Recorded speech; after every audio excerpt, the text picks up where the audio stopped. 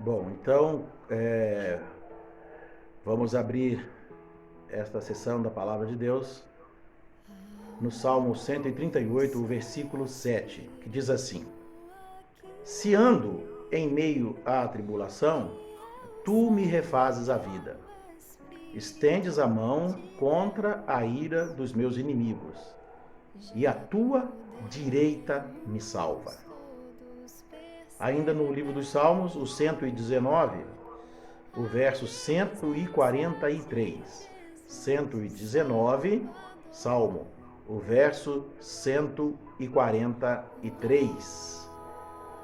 Diz assim: Sobre mim vieram tribulação e angústia, todavia os teus mandamentos são o meu prazer. Glória a Deus por isso. E ainda, amados, nós vamos ler Romanos capítulo 8. Romanos capítulo 8, o verso 35. Romanos 8, o verso 35. E depois o 38 e o 39. Tudo junto aí. Vamos pular o 36 e o 37 e lemos o 38 e o 39. Romanos 8. Vamos lá. Quem nos separará do amor de Cristo? Será tribulação ou angústia? Ou perseguição? Ou fome? Ou nudez? Ou perigo? Ou espada? Porque eu estou bem certo de que nem morte, aleluia, nem vida, nem anjos, nem principados, nem coisas do presente, nem do porvir, nem poderes, nem altura, nem profundidade, nem qualquer outra criatura poderá separar-nos do amor de Deus que está em Cristo Jesus, nosso Senhor. Glória a Deus. Aleluia. Sabe, amados, eu queria falar hoje sobre a dor da alma que existe sim, para cristãos, evangélicos, para crentes que creem na Bíblia, que se declaram e se reconhecem filhos de Deus. Há sim a dor na alma, a angústia, ela existe, mas Deus nos dá a vitória sobre essa dor, sobre esse castigo, que nos aflige em momentos em que nos sentimos tão fragilizados, nos sentimos tão destruídos. E o interessante é que muitas vezes esta angústia, ela poderá ser partilhada. É uma equipe, é um grupo, é uma cidade, uma igreja, uma nação. A gente vê exemplos disso na Bíblia, onde houveram momentos, por exemplo, lá em Nínive, quando Jonas finalmente conseguiu pregar, e eles ouviram a palavra de Jonas, caiu sobre eles um temor, e foi sobre toda uma cidade. Caiu sobre eles um temor tão terrível que eles rasgaram suas vestes e se cobriram de pó cinza, né? E quebrantaram seus corações diante do Senhor. Sabe, amados? Tomando por exemplo isso que aconteceu em Nínive, muitas vezes nós entendemos que as situações de quebrantamento que nos ocorrem, que vem às vezes da parte do Senhor, por permissão do Senhor, são as crises, são as dificuldades, são os problemas pelos quais passamos, e às vezes parece que estamos sós, e naquele momento, às vezes parece que o próprio Senhor está deixando de fazer o que tem que fazer, que é cuidar de nós, mas eu entendo que muitas vezes Ele permite que isso aconteça, Ele produz isso, para que a falta de quebrantamento do nosso coração, né? Hoje nós tivemos a nossa reunião virtual pela manhã. Se não me engano, foi a irmã Leda, na sua palavra, que falou da necessidade de quebrantarmos o nosso coração. O que é ter o coração quebrantado? É ter um coração sensível, é ter a dureza natural da carne, a resistência ao Espírito, é ter essa resistência vencida. A palavra quebrantada aí esse início dessa palavra, que parece com o nosso verbo quebrar, não é acaso, é verdade, é isso mesmo, é um coração quebrado, um coração despedaçado. Deus falou através do profeta Jeremias que o coração do homem é enganoso e que é um coração duro. Então, para que o nosso coração receba as ministrações do Espírito Santo, é preciso ele estar quebrantado. E quando muitas vezes nós não conseguimos por nós mesmos, por nossa concentração, por desejo, às vezes por distrações, ou por fraqueza espiritual mesmo, não conseguimos quebrantar nosso coração para ele ficar sensível às coisas do Senhor, ele próprio produz situações em que o nosso coração é quebrantado. Deixe-me contar essa pequena experiência pela qual eu passei nos últimos dias. Eu tenho dado muitas glórias a Deus pelo fato de Ele me haver preservado por haver passado por uma contaminação e um princípio de desenvolvimento de sintomas do Covid. Eu percebo hoje, depois que já me encontro recuperado, que ainda há coisas no meu organismo que ficaram como sequelas. Por exemplo, há muita coisa que ainda sai do meu pulmão ao tossir. Ou seja, a febre que eu senti, que foi muito forte, não foi em vão. Meu pulmão estava tomado, mas o Senhor teve misericórdia. E toda aquela febre que eu sentia, que não cessava, todo aquele mal-estar, era a ação do mal, e eu só faltou aquele gatilho para desenvolver algum sintoma mortal, e o Senhor me livrou. Eu sou grato a Ele por estar aqui, desfrutando da companhia das pessoas amadas, desfrutando da companhia dos irmãos e poder prosseguir um projeto com a igreja dele. Eu tenho 62 anos. Nesse período de doença, enquanto eu estava doente, um conhecido meu, eu não chamo de amigo porque eu não tive toda essa intimidade com ele, mas eu o conheci, participamos de várias reuniões, eu o visitei na sua igreja quando ele chegou na cidade, lá em Umuarama, então eu o conhecia sim, e ele me conhecia. O pastor Robson, bem mais jovem que eu, começou nos sintomas normais como eu estava. E num dado momento, a coisa se agravou e de uma noite para um dia, ele foi morar com o Pai. E a gente fica se perguntando, Senhor, por que ele foi e eu fiquei? A gente só sabe de uma coisa, Deus tem os seus planos. Se eu tivesse partido há cerca de 10 dias atrás, eu sei que a essa altura, depois de muito sofrer, minha mãe já estaria se consolando. Minha esposa, que fala que se eu morrer, ela vai morrer junto, eu tenho certeza que ela não teria morrido. Eu tenho certeza que ela teria continuado para viver com os filhos e os netos e até para servir o Senhor. Já teríamos nos recuperado e a obra de Deus não sofreria prejuízo. Mas Ele me manteve aqui. Por quê? Só na eternidade saberemos. Mas eu quero dizer que naquele momento ali, a gente, humano que é, houveram umas 2 ou 3 manhãs daquele período em que eu acordei com uma angústia tão grande. Eu me lembrei e pude viver no meu espírito o que Davi falava quando ele disse lá no verso 4 do Salmo 23. Ainda que eu ande pelo vale da sombra e da morte. Aleluia.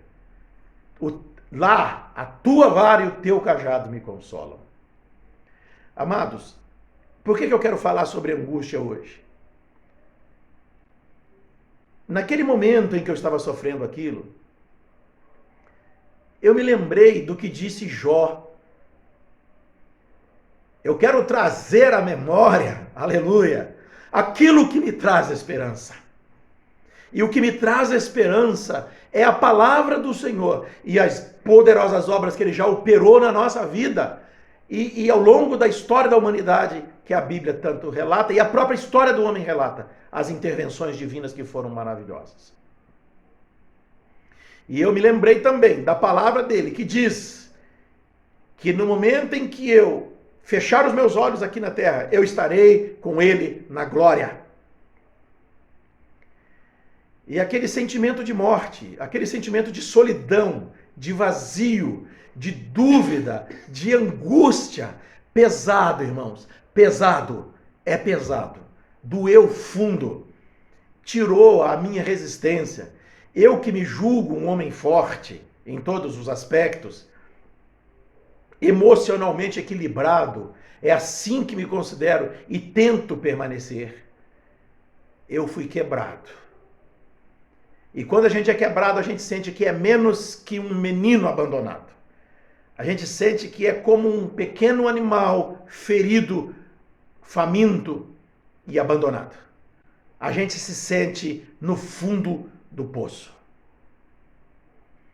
Muita gente, quando passa por situações assim, fica remoendo a mágoa e prefere às vezes reprimir a dor, às vezes por medo de causar danos em pessoas que ele ama ou que o amam, medo de demonstrar sentimento, ele reprime aquela dor. Ou talvez por não saber como colocar para fora toda essa angústia que está ali martelando sem parar. E ele acaba não percebendo que está estocando mágoas, estocando dor. Na verdade, ele está alimentando a ruptura, o quebrar que houve da sua resistência. Não me refiro agora à resistência que é benéfica, aquela que nos faz ceder para Deus agir em nós. Me refiro à ruptura na nossa resistência emocional e espiritual. Nós não percebemos que essa trinca, aquela brecha vai se abrindo cada vez mais, porque nós nos fechamos em nós e ficamos remoendo a nossa dor. Meu irmão, é natural que você sinta nos momentos de dificuldade, que você sinta angústia, que você sinta solidão. É natural que o dia mau se abata sobre você. Quando Paulo escreve aos Efésios, lá no capítulo 6, ele fala que se nós nos revestirmos da armadura de Deus, né? Os nossos pés preparados com o evangelho da paz, embraçando o escudo da fé que protege todas as setas inflamadas do inimigo que vem contra nós, sentindo, vivendo o capacete da salvação, entender. Por que capacete? Porque tem a ver com o nosso entendimento, tem a ver com a nossa cabeça, que é o centro dos nossos sentimentos. Entender que fomos salvos, o capacete da salvação. Entendemos o que salvação significa. Nós precisamos, ele fala lá, dessas coisas, para que no dia mau, olha para você ver, no dia mau possais prevalecer. O dia mau existe, querido, e ele virá sobre todos nós. Não adianta dizer assim, eu tenho fé, eu não me quebranto diante dessas coisas, porque o Senhor está comigo. Não, queridos, haverá o dia que todos nós seremos quebrantados. Minha oração é para que o Senhor não permita que você seja tão severamente quebrantado com alguma prova a ponto de sofrer demais. Mas a verdade é que menos ou mais, de forma menor ou maior, todos nós seremos atingidos pela dor mais cedo ou mais tarde. Mas nós temos que nos lembrar que nós temos um Senhor amoroso, um Deus criador, um Deus que cuida de nós. Entender quem nós somos em Cristo, o que Ele fez por nós. Temos que permitir que Ele venha trabalhar na nossa espiritualidade, trabalhar no nosso coração e lembrar de quantas angústias antes Ele já nos livrou e que Ele estará nos livrando. Confiar que nossa vida está em Suas mãos. Eu me lembro agora, por exemplo, daquele pet, o pequeno animalzinho que você, que tem animal, leva ao tratador, leva a pessoa que vai cuidar. Às vezes ele tem algum verme debaixo da pele, algum machucado, ou meramente um animalzinho que é mais assustado para um banho e para uma tosa. O animal grita, esperneia, você vê o desespero. Ele está tão desesperado que ele pode até mesmo saltar, pular e se machucar, pondo em risco a própria vida. isso é estar desolado. Isso é estar sem esperança. Isso é estar diante de uma situação tão calamitosa que parece que o próprio dono, e é isso que ele sente, que o seu dono o traiu, que o seu dono está permitindo que alguém lhe faça mal. Mas, na verdade, o que o dono está fazendo é tratar dele para a sua saúde e para o prosseguimento da sua vida. Assim é quando um pai precisa impor disciplina a um filho que tem tanto faltado na criação atual, moderna. Parece que o pai está castigando o filho porque não o ama, mas pelo contrário, como diz a Escritura, que o Senhor não poupa a vara naquele a quem ele ama, porque o Senhor quer trabalhar em nós. Então, queridos, nós precisamos olhar para o Senhor. Olhar para Ele como aquele que é o nosso cuidador. Aquele que faz tudo por nós e que está trabalhando na nossa vida. E nos lembrar e puxar na memória a quem é que nós servimos. Isso é fé, amados. Isso é fé em ação. Ponha a sua fé em ação. Em todos os momentos da sua vida, não permita que a angústia, não permita que a calamidade, seja ela de que tamanho for, arranque do seu coração o novo cântico de louvor e adoração ao Senhor. Não permita que a sua percepção dos fatos seja o que vai determinar o estado do seu coração. A Bíblia diz que o coração do homem é enganoso. Sabe por quê? Nós estamos sujeitos a percepções naturais. E nós vemos o que está ao nosso redor. E se alguém nos fere, o coração machuca. Aí nós ficamos sentindo aquilo, remoendo aquilo, e aquilo vai aumentando. Se uma situação vem contrária e nós nos angustiamos, nós tendemos a chorar e ficar chorando ali. Para encerrar, eu quero ilustrar com uma passagem que mexeu muito comigo quando a conheci e desde então tenho usado muito isso nas minhas pregações. Aconteceu com Davi, quando eles estavam acampados, o povo que o seguia estava acampado em Ziclag, e Davi ia com os seus valentes dar no sul da terra dos Amalequitas, veja bem, com quem ele tinha uma aliança, mas eles se disfarçavam e iam lá atacar os Amalequitas para trazerem despojos para cuidar do seu povo, porque os Amalequitas eram inimigos de Deus. E Davi tinha um exército muito pequeno, então ele se associou aos Amalequitas para que não fosse morto por eles. Mas ele continuava lutando a batalha do Senhor. Numa dessas incursões, ele volta para casa e encontra Ziclag destruída. Irmãos, destruída. Levaram embora as crianças, levaram embora os filhos. Num tapa, Davi perdeu sua família e a confiança do povo a quem ele dirigia. Num tapa, Davi olhou em redor e todas as bases sólidas foram arrancadas debaixo dos seus pés. Todas. E a Bíblia diz que Davi sentou para chorar. Ele chorou, rasgou as suas vestes, jogou cinza sobre a cabeça e chorou até, diz a Escritura, não lhe restar mais lágrimas. Chorou a tarde inteira. Quando o seu pranto se fez, imagino que o Senhor foi trabalhando no seu coração, e o Senhor foi lhe trazendo a memória, quem é que podia lhe salvar e socorrer? Aleluia! A Bíblia diz que ele se levanta, e ele diz, vamos atrás do que é nosso.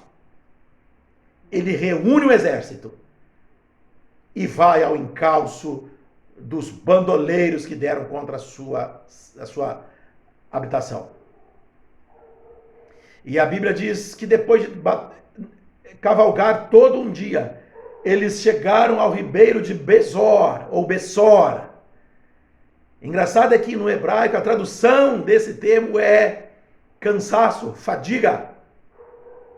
Olha que interessante. E eles pararam ali de cansados que estavam. E alguns estavam tão cansados, tão extenuados pela viagem e pela dor, que disseram: nós não conseguimos prosseguir. E por causa disso, parte do povo que ia para a guerra se levanta e quer matar os seus irmãos porque considera eles traidores. Vocês não vão. Vocês estão traindo o voto que fizeram com o Senhor. Merecem a morte. E Davi então interfere e diz: não. Olha a firmeza daquele homem que estava chorando agora o dia inteiro e agora desse que está no encalço dos seus inimigos.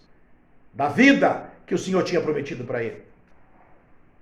Ele fala: não, vai ser bom que eles fiquem. Já estamos perto de alcançar nossos inimigos. Vamos tirar toda a nossa carga e vamos deixar aqui. E eles vão tomar conta das nossas cargas. Se eles não ficassem, nós não poderíamos desfazer das nossas cargas. Isso vai nos aliviar e eles vão descansar. E assim foi. E pouco depois, aleluia, Davi, com metade do exército, alcança os inimigos. E para a honra e a glória do nome do Senhor, ele retomou todos os seus bens, todos os animais, todas as vidas das esposas e das crianças. Nenhuma alma se perdeu. Davi obteve vitória porque ele não deixou a angústia pará-lo. Ele se levanta em meio à angústia e lembra quem está lá cuidando da vida dele. Esse é meu conselho para você hoje. Vivemos tempos difíceis? Vivemos. Pode piorar? Pode. Vou relembrar o irmão Pedro, que disse: quando vocês forem atacados por várias provações, lembrem-se do que estão passando os vossos irmãos espalhados pelo mundo. Nós não temos o privilégio exclusivo da luta, da prova ou da tristeza, meus queridos. Nós precisamos estar preparados para quando vier o dia mau, revestidos pela couraça do Senhor, lembrando daquilo que nos traz esperança, lembrando quem é que está cuidando de nós ali acima das nossas vidas, na verdade dentro de nós, o Espírito Santo, e nos pôr em pé. Não fique esperando a força entrar porque você lembrou de Deus, não. Tem gente que fala assim: mas não adianta, eu oro, eu busco, mas não adianta. Não, meu querido, lembre dele, faça menção dele e se levante pela fé. Se levante pela fé para lutar, aí você obterá a vitória. Que esta palavra traga ao nosso coração algum alento e que você possa ser alcançado pela misericórdia do Senhor em todos os dias da sua vida, em todos os momentos da sua vida. Amém, meus amados? Vou orar agora. Ore comigo. Gracioso Deus, Pai de misericórdia, mais uma vez na tua presença estamos.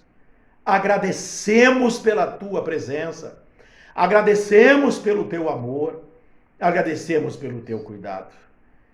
Que o Senhor Deus, através desse precioso Espírito que fala dentro de nós, esteja, Senhor, atuando naqueles momentos angustiantes que às vezes nos sobrevêm, como eu experimentei há poucos dias atrás, numa profundidade angustiosa, tão grande como jamais havia experimentado no meu espírito.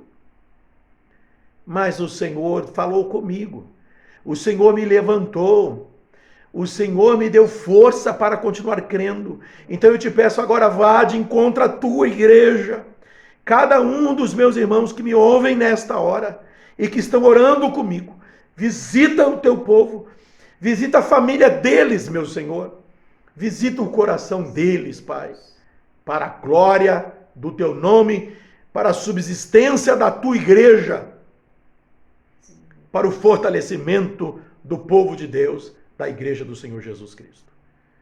No nome de Jesus, amém. Meus queridos irmãos, tenham todos uma semana abençoadíssima. Não descuidem de se preservarem, por favor. Não pense, não tem perigo, isso não tem perigo, aquele não tem perigo. Máscara. Todo mundo fala da máscara. A máscara não é suficiente para preservar você. Alguns dizem que ela nem funciona.